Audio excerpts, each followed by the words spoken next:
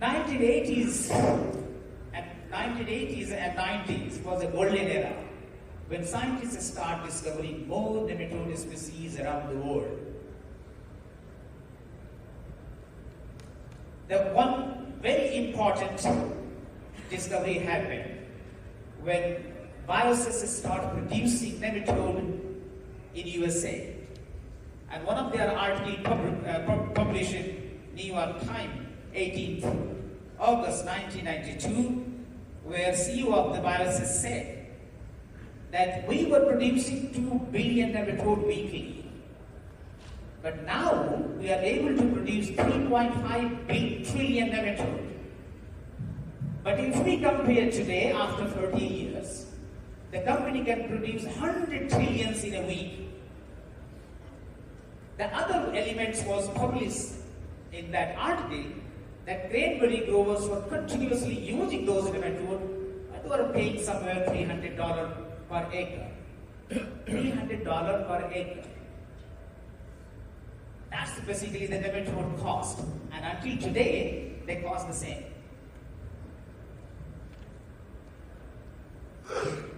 The 2000 time was very much molecular regulation. Scientists start working more. For the first time, they understand not only what they did, but also how they did it. For example, phylogenetic relationship within the species. So a species isolated from Amazon forest to Asia, Africa, their relationship, how the coexistence happened. Co-evolutionary pathway, how nematodes and insects live together for centuries. Those answers came only when this fully genome sequencing took place of these nematodes and bacteria. And finally, they also found that how the bioactive compounds responsible for killing the insect.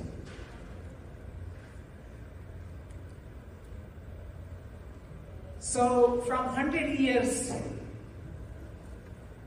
later, from curiosity to a global solution,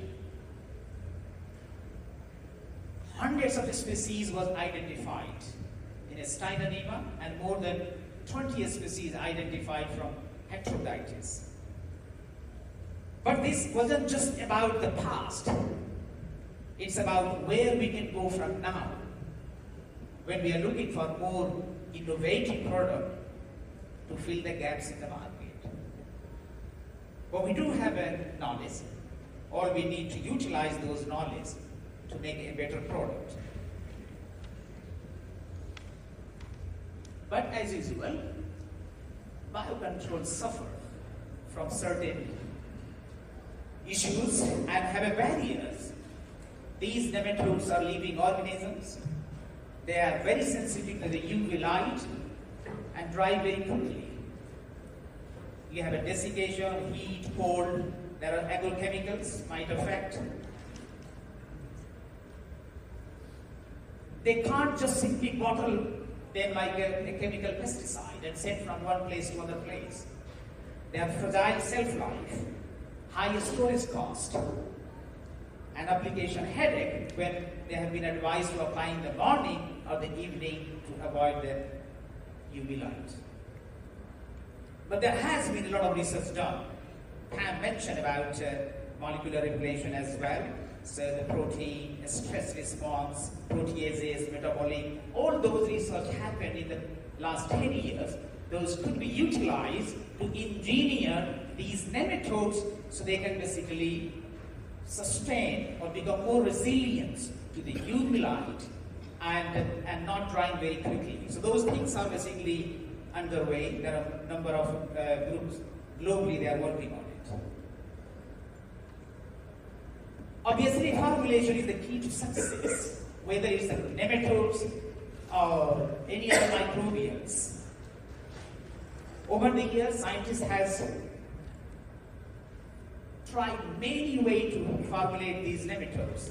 The Robin Bedding from Australia was the very famous scientist who tried nematode formulation and production as well. So he tried chicken offal. It's a very proteinous material, and he used to produce 50 million nematodes in a small flask. Then that time passed, and more scientists basically start working on vegetable powder. And those vegetable powder and gel formulation is today in the market. Insect cadavers are very much the one you have seen before, where you saw that a lot of nematodes were there. They have been formulated to apply as a cadaver formulation itself. So they can be planted to the high value crop, banana or any other, let's say spice or any other crop, but not for the small, I would say, the crop. So it has to be a high value crop there. And those are very successful, but not commercial value because of the high cost. Dr. David Shapiro, a USDA scientist, has done 40 years research. Remarkable job he has done in this area, but unfortunately that insect cadaver is not being commercialized. Alginate beads, there are some research papers coming now where these nematodes can be encapsulated, and those beads are providing up to 12 months shelf life. So this could be something, a breakthrough. But many demands cold chain still today, so they have to transport through using ice pack. The temperature should not exceed more than 10 degree temperature. Another had short shelf life. When industries are asking, when will we get a formulation that robust and flexible and affordable? I think that was the question I answered after 13, 14 years later. After 15 years in my academic research, I jumped in the business without knowing anything. See, that was 2013. I didn't have any lab. I didn't have any computer. I didn't have anything except the passion to do something where I can replace the chemical pesticide when the time was very right. But it was very tough. I think Pam can only answer this one, and some other people as well.